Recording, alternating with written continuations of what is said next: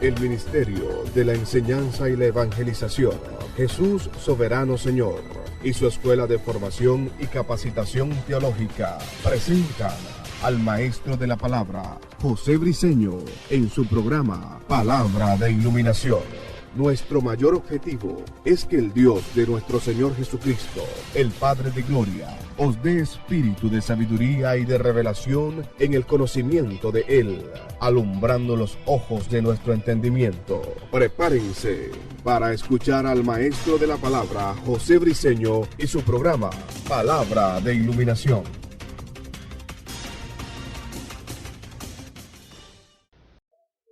Sí, ok. Esta es nuestra primera clase.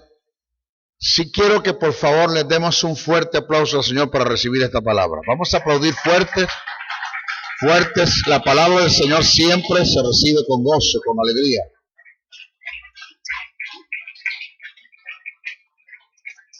Vamos a tocar un tema que es para mí de suma importancia en la iglesia. Que tiene que ver con lo que es las finanzas. Cuando trato el tema de lo que es excelencia ministerial, toco una verdad paralela para que pueda agarrar el sentido de lo que queremos expresar o presentar. Cuando tocamos el tema de lo que es excelencia ministerial,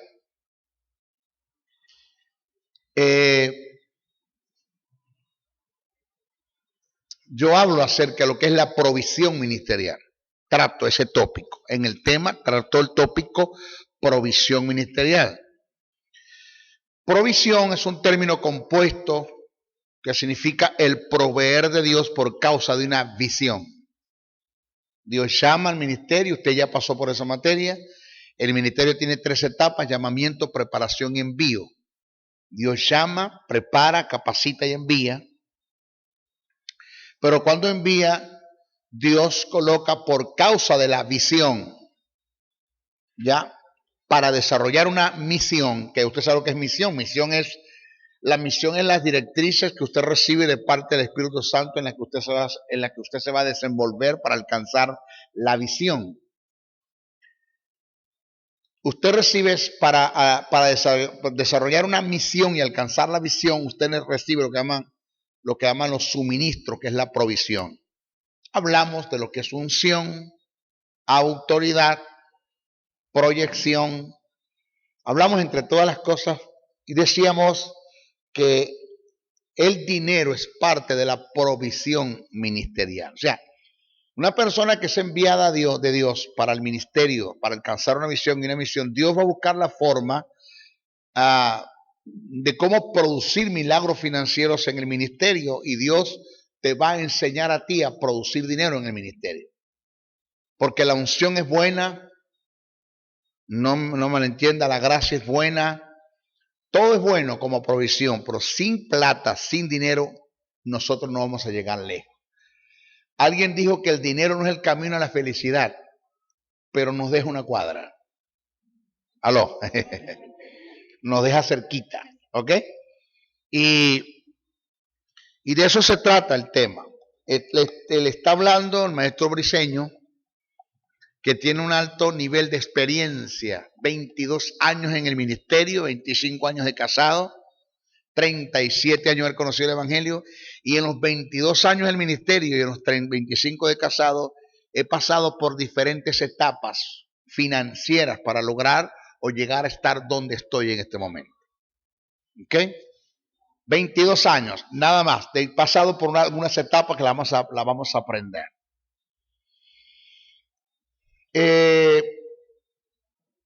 En la segunda carta que el apóstol Pablo escribe a los Corintios, capítulo 8, verso 9, dice: porque ya conocéis la gracia de nuestro Señor Jesucristo, que por amor a vosotros se hizo pobre. Oído, ¿se hizo qué? Pobre. Quiere decir que no era pobre. O sea, nadie se puede hacer pobre siendo pobre, se puede hacer más pobre. Pero dice, se hizo pobre, oído, Y si se hizo pobre era porque era rico, o por lo menos que financieramente estaba equitativamente prosperado. Y voy a ir al texto, más adelantito, vamos a ir al texto para ver la hilación del pensamiento, para conocer el pensamiento de Pablo, que es el que escribe, que Pablo no está hablando de pobreza ni de riquezas espirituales. O sea, no se descarta el sentido, pero en sí Pablo está hablando de dinero.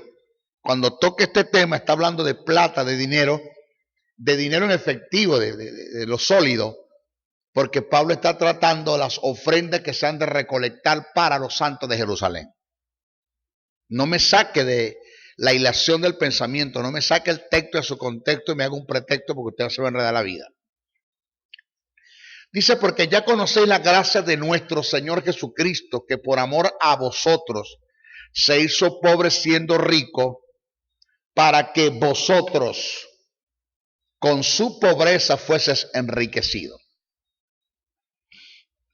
El tema de las finanzas, esto es una pequeña introducción, el tema de las finanzas es un tabú para la iglesia y para muchos ministros, es un tema totalmente delicado y controversial. Razones por las cuales no se trata en nuestras asambleas con frecuencia, por temor a perjuicios o prejuicios de parte de los oyentes. Por esta causa, esto ha traído como consecuencias un desajuste financiero. Oiga, desajustes financieros que se ha llegado hasta el punto extremo de que en la mayoría de nuestras congregaciones no tenemos recursos para el establecimiento del reino.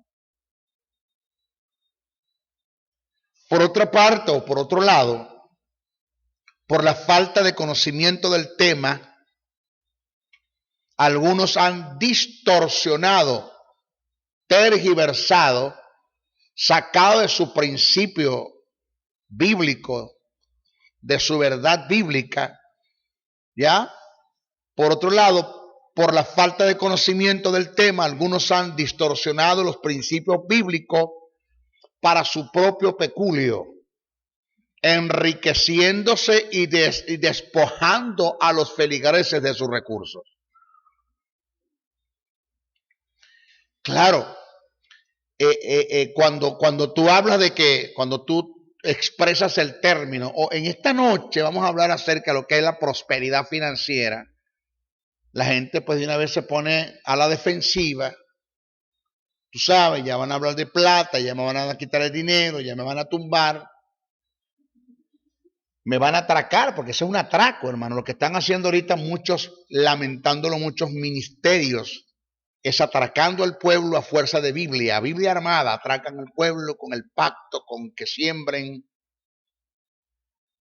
y supuestamente pues yo soy tu cobertura y no entendiendo lo que es cobertura. Y si yo soy tu cobertura, pues tú me tienes que diezmar a mí, tú sabes, ¿no?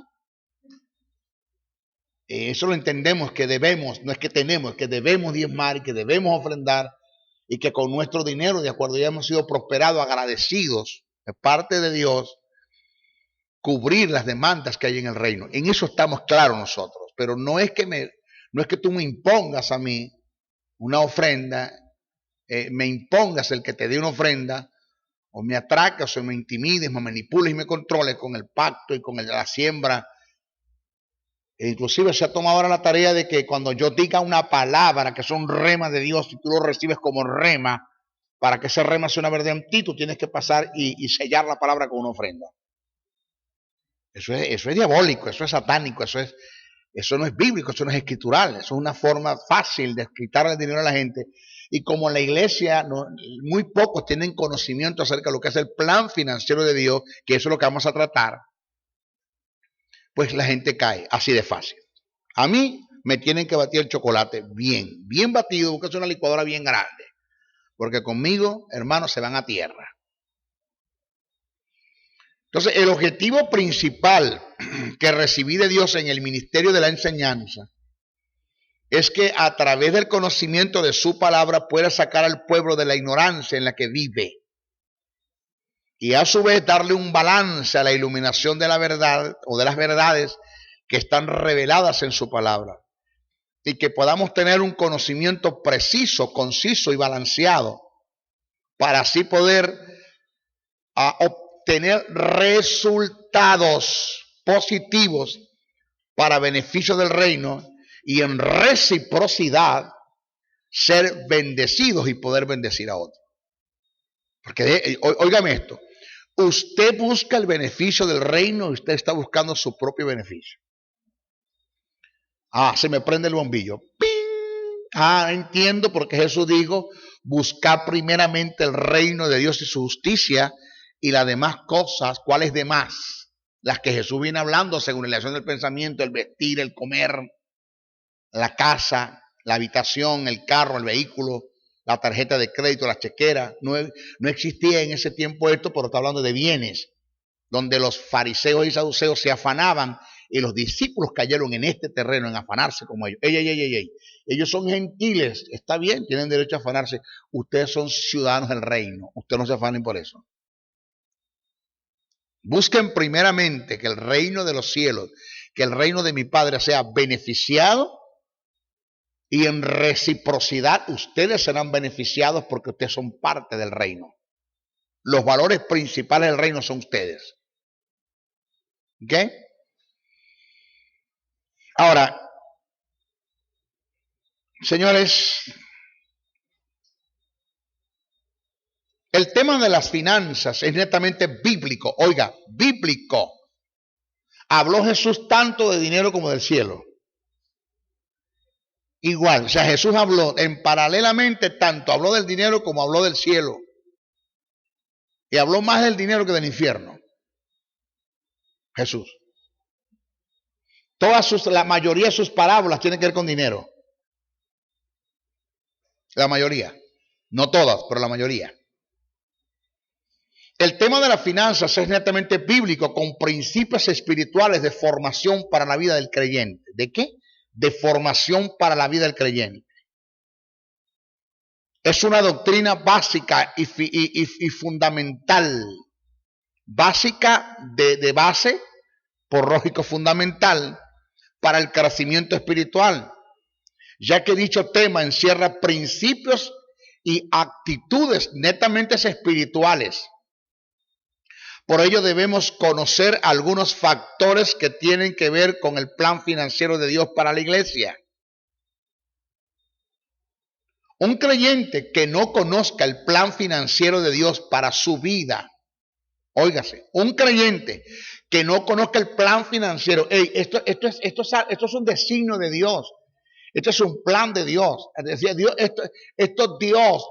en su designio, en su voluntad, en su deseo, quiso que esto sea así, pero encerró el plan en principios que están bajo un sistema.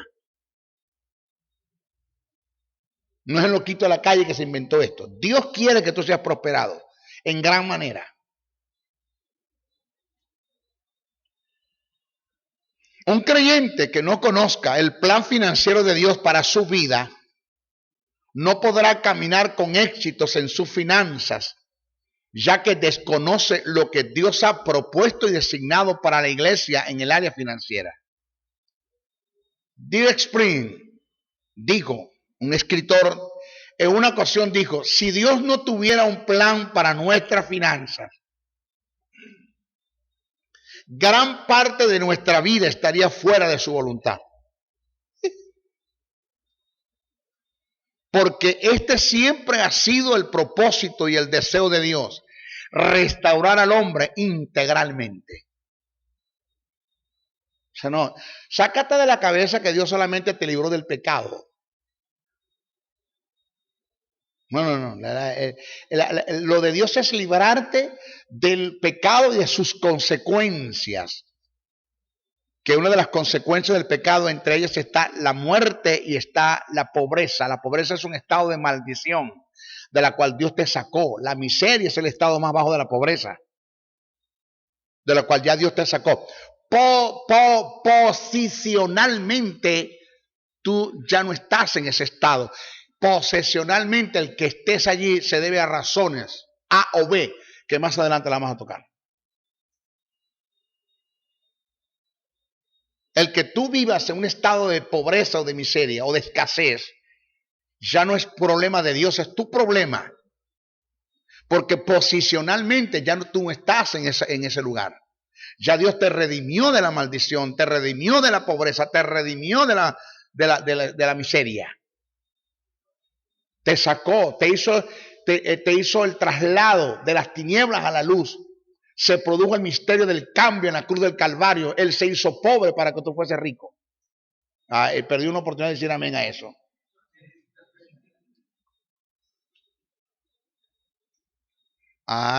Ok. Y perdone usted que me voy a poner de ejemplo en algunas cosas. No es que yo me la quiera echar, sino que así como yo hablo o expreso en mis mensajes los grandes principios que quebranté haciendo lo malo y que me trajo resultados negativos, por ende, pues también es bueno que te hable lo bueno, los principios que he cumplido y que me trajo resultados positivos. Porque cuando uno habla lo malo, entonces la gente, tú sabes, quizás no te aceptan lo malo que uno habla de uno mismo, pero cuando uno habla lo bueno, se le está echando a reprender diablo. Falso humilde, no humilde el maestro.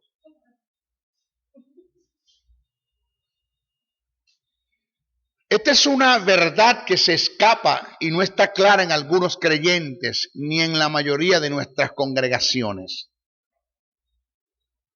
Por muchos años se nos enseñó que era necesario sufrir penalidades y pobrezas viviendo en la miseria con el fin de agradar a Dios. Eso es catolicismo romano. Cuando la gente que te llevó a hacer un voto de pobreza es la gente que más plata tiene, la que más dinero tiene, el Vaticano. Es el colmo que en estos tiempos tengamos ministros desarrollando temas en contra de la prosperidad, conduciendo a un pueblo a la miseria, desubicándolo del propósito de Dios, produciendo en ellos desajustes financieros que los degradan socialmente. ¿Cómo? Los degradan socialmente.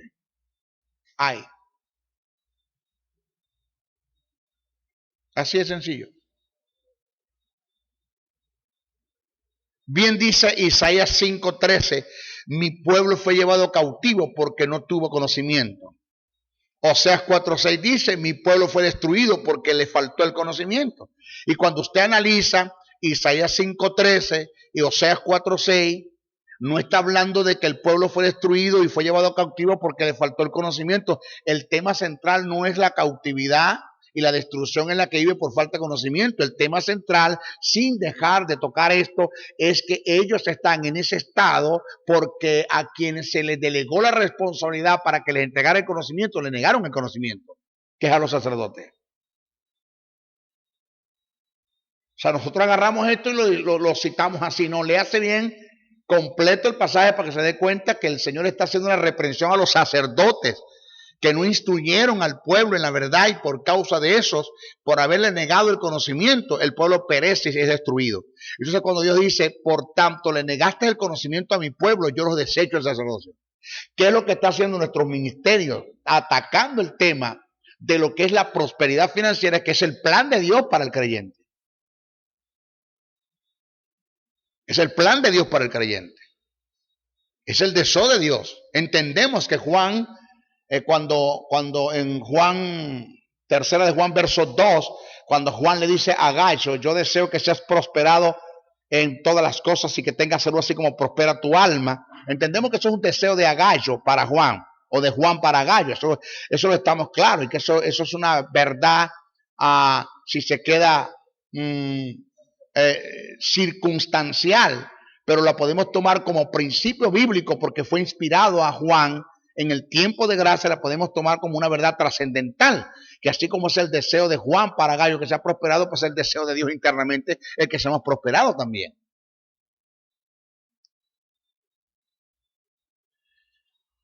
Jesús dijo en Juan 8:32, y conoceréis la verdad y la verdad os hará libre. Pero óigame, y conoceréis la verdad, algunas versiones dicen así, y la aplicación de esa verdad te va a hacer libre. No es meramente la verdad lo que te va a hacer libre, es cuando tú conoces los principios del reino, caminas en esos principios. Entonces eso va a traer como resultado, lo que llaman causa y efecto. Eso va a traer como resultado que el que tú seas prosperado en el principio que estás viviendo, en las demandas de Dios, en los mandamientos de Dios. No es que conoces la verdad te va a hacer libre automáticamente. Esto no funciona así. Caminas en la verdad, digieres la verdad, conoces la verdad, vives la verdad, aprendes la verdad, mantienes la verdad, enseñas la verdad, caminas en esa verdad, defiendes esa verdad, trabajas en pro de esa verdad, te encierras en los principios endógenos de esa verdad, pues vas a prosperar. Vas a prosperar. Así de sencillo. Esto indica que un creyente nunca podrá conseguir libertad financiera hasta que conozca la verdad de dicho tema. O sea, ¿qué habla la Biblia en cuanto a finanzas? En relación al creyente, en relación a la redención, a la remisión, a la propiciación, al misterio del cambio, a los incidentes que se dieron en la cruz del Calvario. ¿Cuál es el deseo de Dios para la iglesia en esta área? ¿Cuál es la posición que Dios tiene en esta área?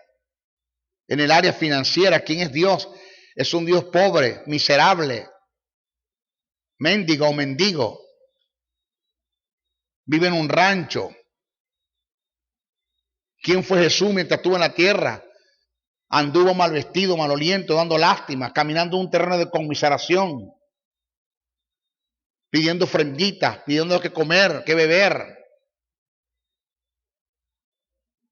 ¿Aló?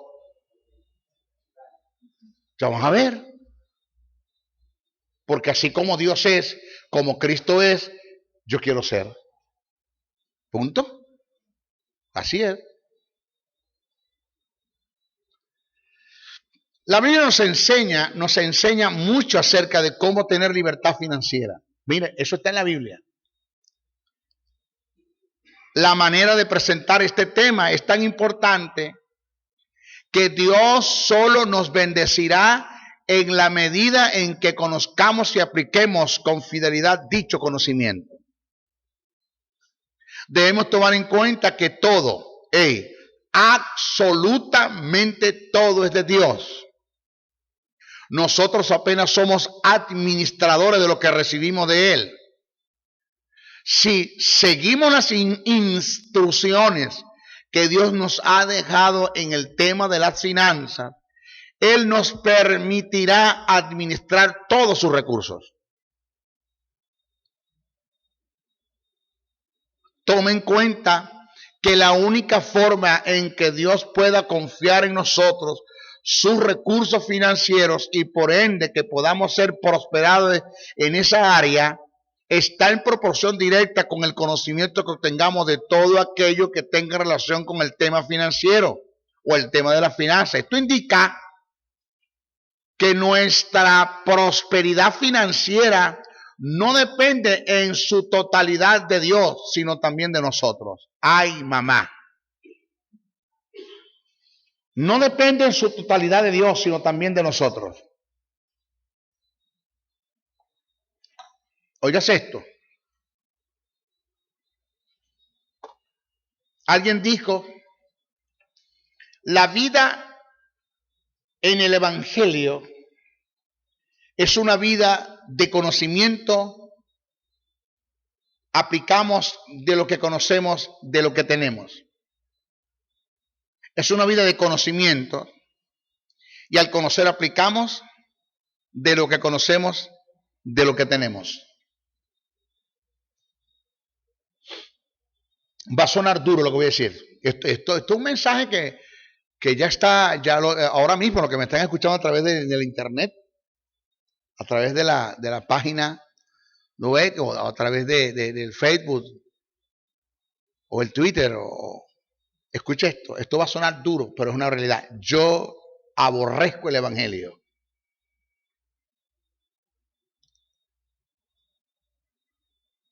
Que se está predicando en este tiempo. Parte de ello. O sea, yo no quiero ser evangélico. Yo no quiero ser evangélico. El evangelio que se está predicando en este tiempo no fue el evangelio que Jesús predicó. No fue el evangelio que Jesús dejó y confió a sus discípulos. El evangelio que se está predicando en este tiempo no es el evangelio que Pablo pregonó, ni el que Pablo dejó escrito en sus 14 epístolas. Para mí 14, porque para mí fue quien escribió el libro de los Hebreos. Mi respeto para el que no lo cree así. No es el evangelio. No es el evangelio que predicaron los apóstoles. No es el evangelio. Un evangelio lleno de tradición, de dogma, de religión, de mentira, de engaño, de falsa doctrina, de imposiciones. Donde no te dejan pensar, ni te dejan ser libre. Donde Cristo te hizo libre del pecado. Y nuestros líderes en la iglesia te están haciendo esclavo de la santidad. De una supuesta santidad que no tiene nada que ver con santidad.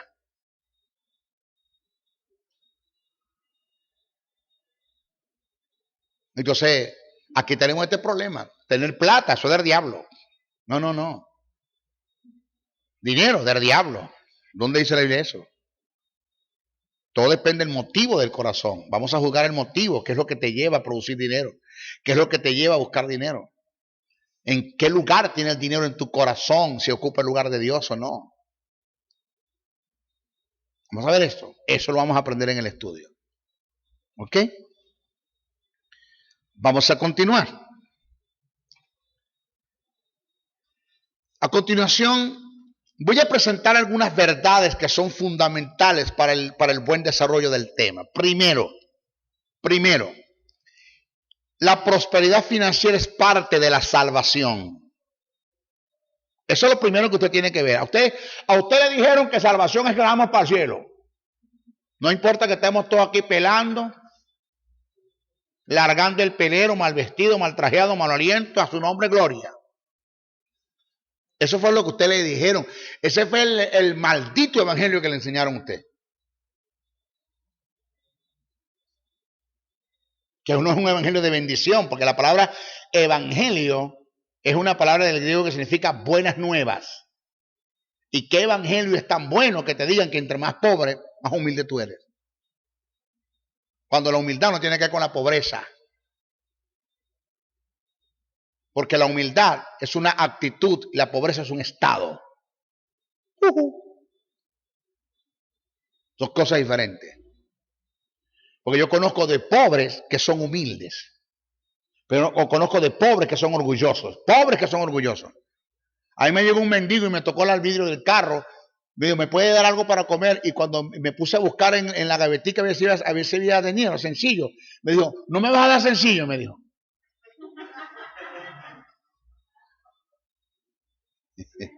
Eso es un pobre orgulloso. No me va a dar sencillo. Y nuestros políticos en Venezuela, eso era su tema preferido. Nosotros venimos de los barrios humildes. ¿Qué te quieren decir de los pobres? No, vayan a bañarse. Pobreza y humildad no tienen nada que ver, no son compatibles. La pobreza y la humildad no son compatibles. Más adelante vamos a enseñar eso. ¿Qué es humildad, maestro? Vamos adelante.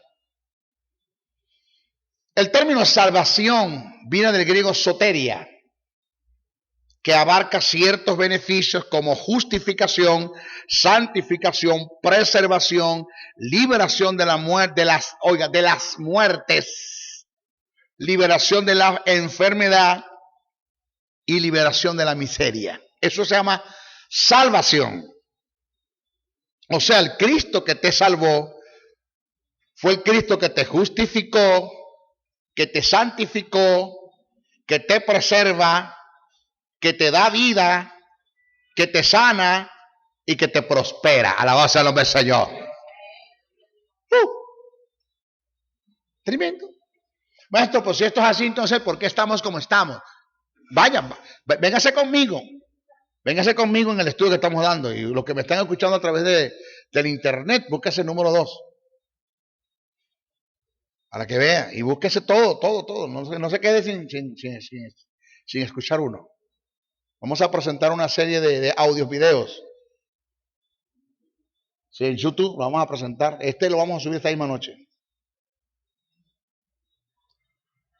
Señores, en el aspecto etimológico podemos entender que la salvación abarca la prosperidad financiera.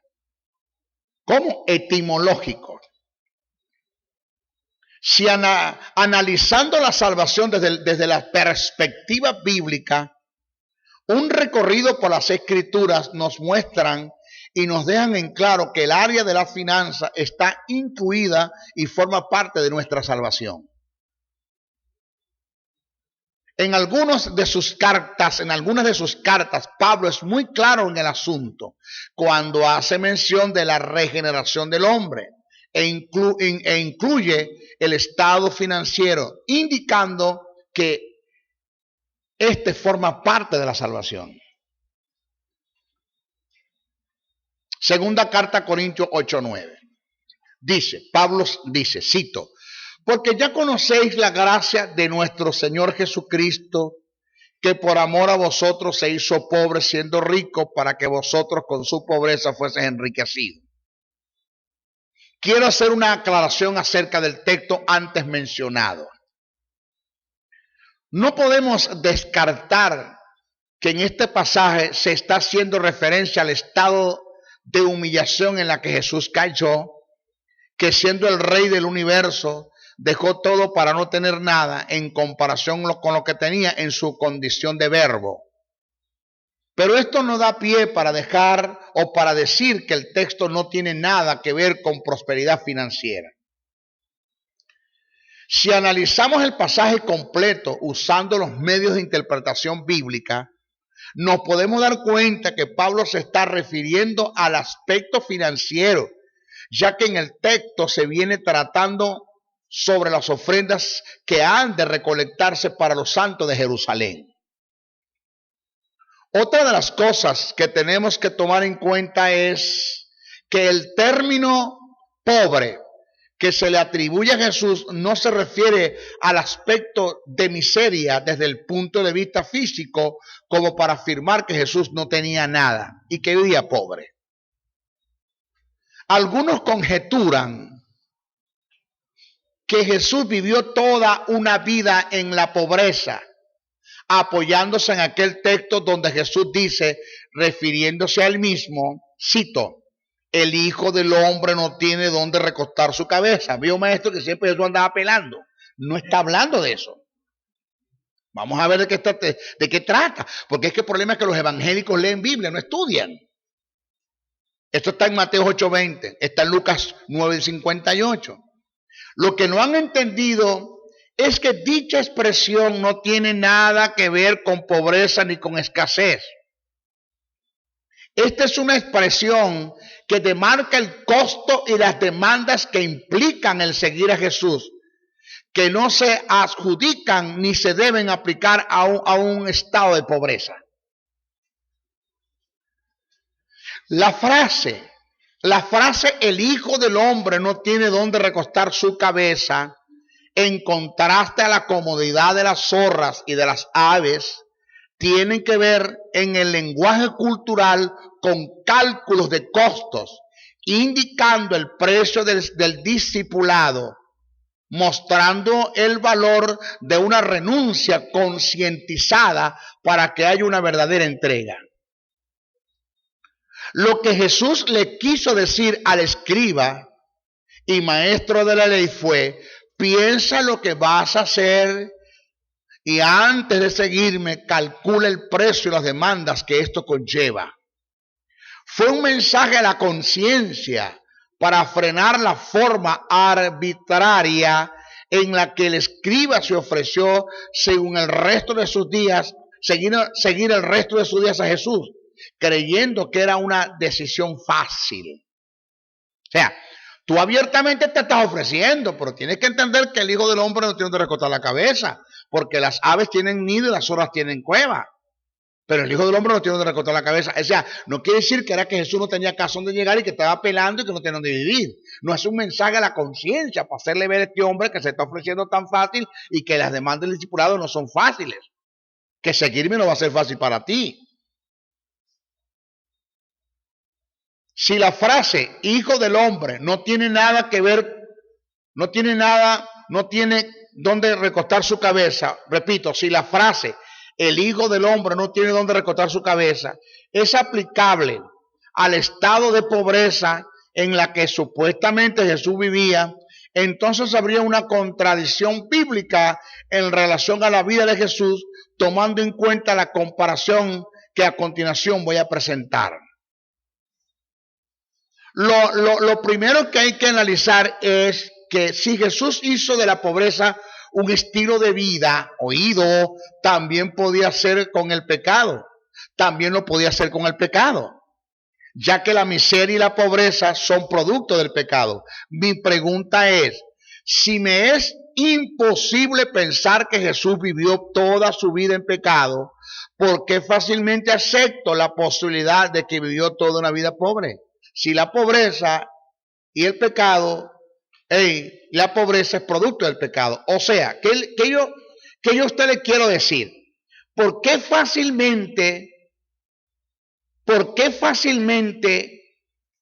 me es fácil aceptar? ¿Por qué me es fácil aceptar de que Jesús vivió toda una vida pobre?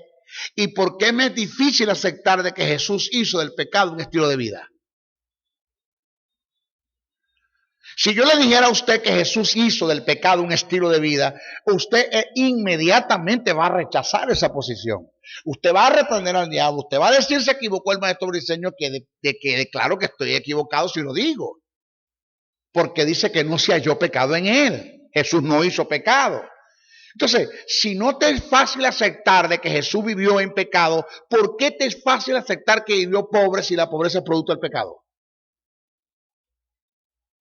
O sea, si Jesús no hizo del pecado un estilo de vida, ¿por qué de la pobreza sí?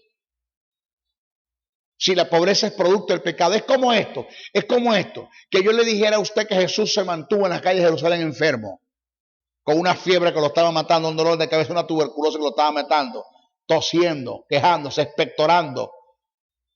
¿Ah? No, maestro, no. ¿Cómo usted va a decir eso? Perdóname.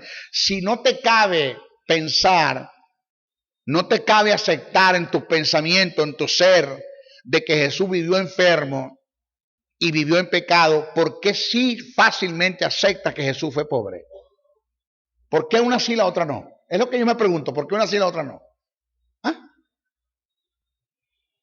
Pues lógico que si Jesús no vivió en pecado, porque no vivió enfermo porque no vivió, pues tampoco vivió pobre. ¿Aló? ¿Están acá? Digan algo.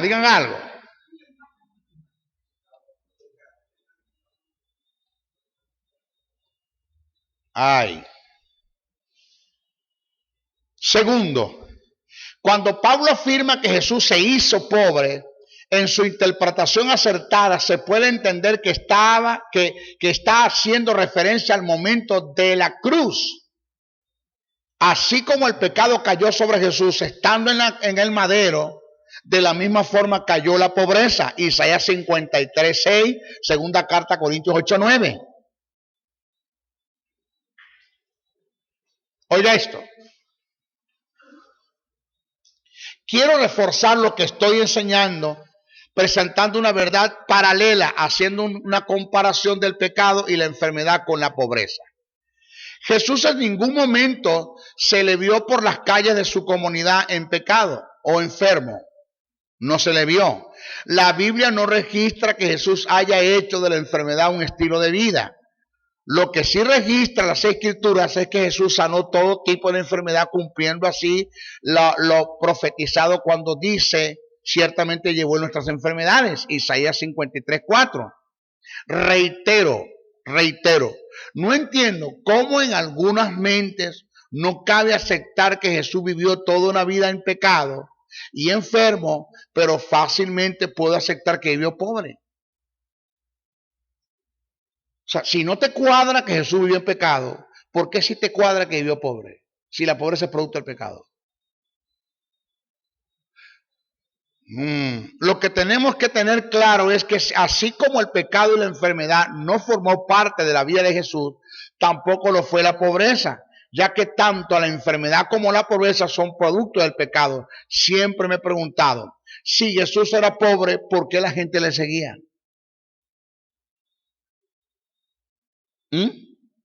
Lo otro, si Jesús era pobre, ¿por qué aquella mujer compró el perfume más caro que había en esa época, cuyo nombre era nardo, y venía en un recipiente de alabastro que también era costoso? Mateo 26:7, Juan 12:3. Su precio era de 300 denarios, que en los tiempos de Jesús era una suma considerada. Un denario equivalía a 4 gramos de plata, que era el salario diario de un jornalero, que llevándolo a tiempo de trabajo, para que un jornalero se ganase 300 denarios, tenía que trabajar un año completo. ¿Usted cree que una persona va a comprar un perfume que su costo equivalía a un año de trabajo para ungir los pies de un pobre? ¿Aló? ¿Están acá? Diga, ay. Esta mujer se inspiró en 2 cosas para comprar el perfume y ungir los pies de Jesús. 1, el agradecimiento por un milagro realizado en su vida, según Marcos 14:3-9. Y 2, la vida de excelencia, de glamour, de estética, de belleza, que en todos los sentidos ella pudo ver en Jesús. ¿Aló? Lo otro. Si Jesús era pobre, ¿por qué Zaqueo, uno de los hombres más prominentes y ricos de esos tiempos, aceptó una invitación que Jesús se hizo para posar y cenar en su casa? Lucas 19:1-10. ¿Tú crees que un rico va a aceptar la autoinvitación de un pobre para ir a su casa?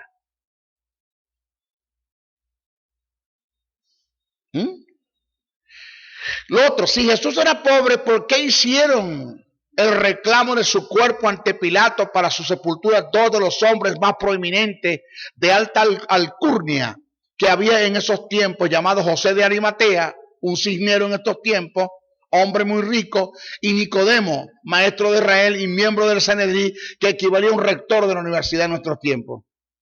¿Aló? Juan 19:38-39.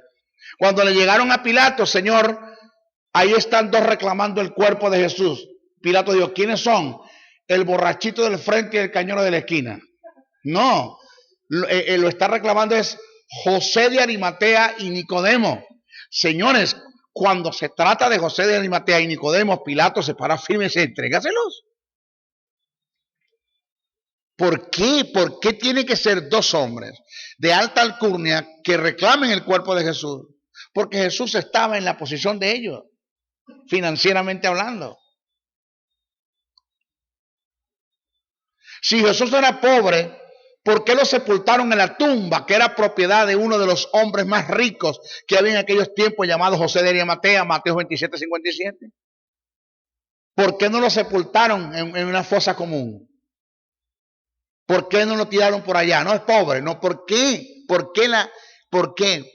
Dice, y se cumplió las escrituras, que aún en su sepultura fue contado con los ricos. Aún en su sepultura quiere decir que los demás también. ¿Están acá?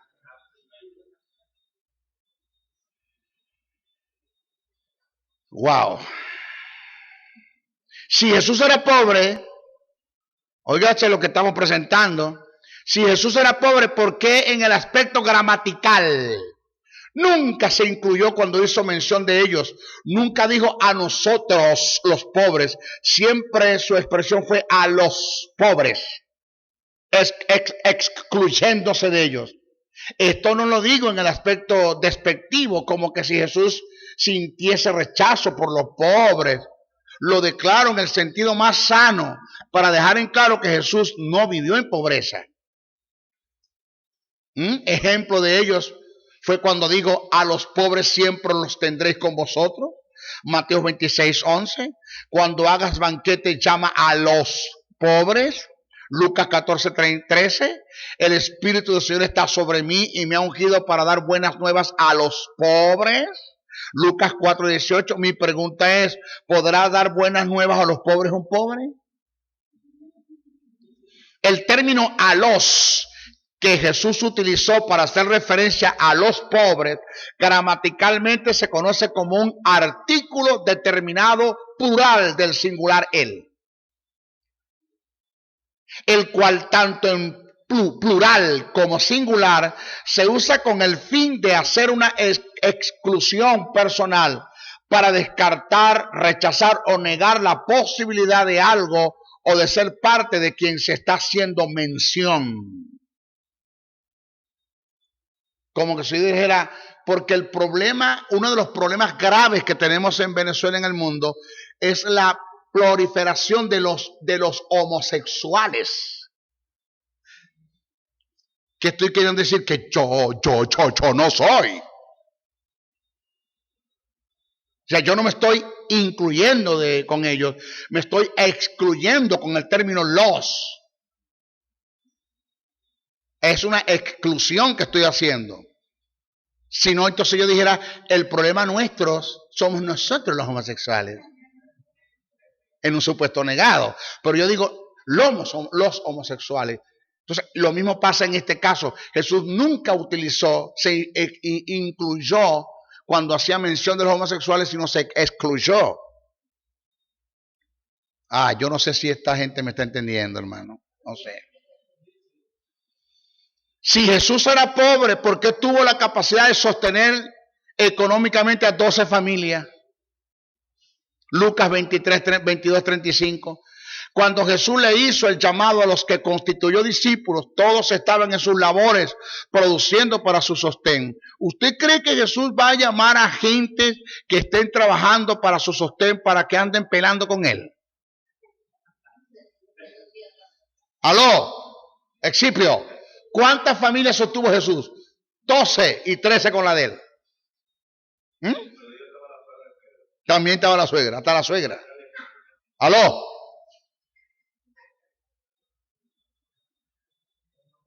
Si Jesús era pobre, ¿por qué usó el mejor vestido que había en sus tiempos? Hasta el punto que los soldados que estaban al pie de la cruz no lo quisieron romper, lo echaron a suerte.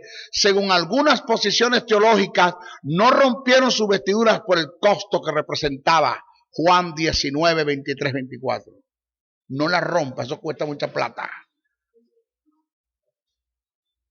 O sea que si Jesús tuviese en estos tiempos, por lo menos, que tuviese puesto un Montecristo de tal de categoría. Venga para que lo vean, este es el tuyo, mi pueblo. Un HRH. ¿Ah?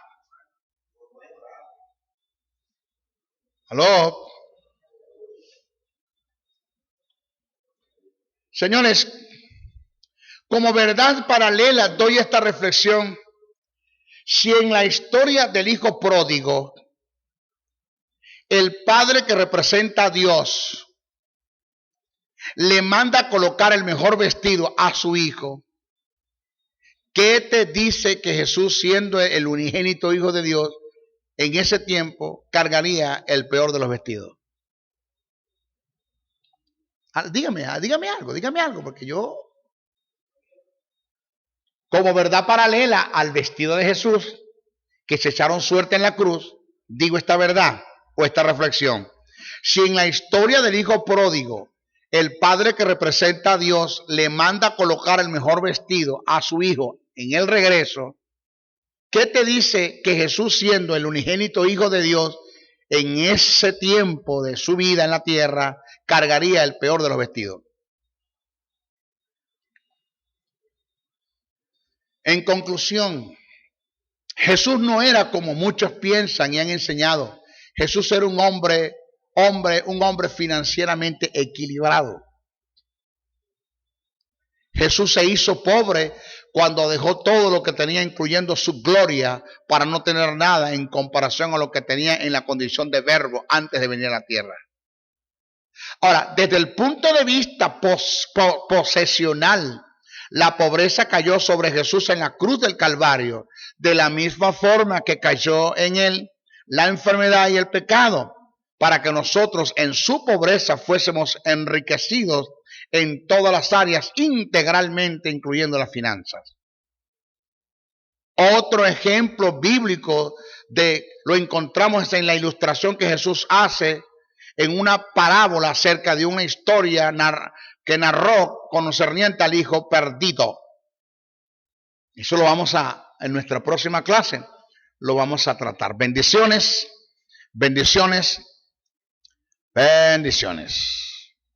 Si has sido bendecido a través del mensaje transmitido en este programa, comunícate por los teléfonos 0058-0416, 860-7602, 0414-650-9992 o el 0261-737-3387.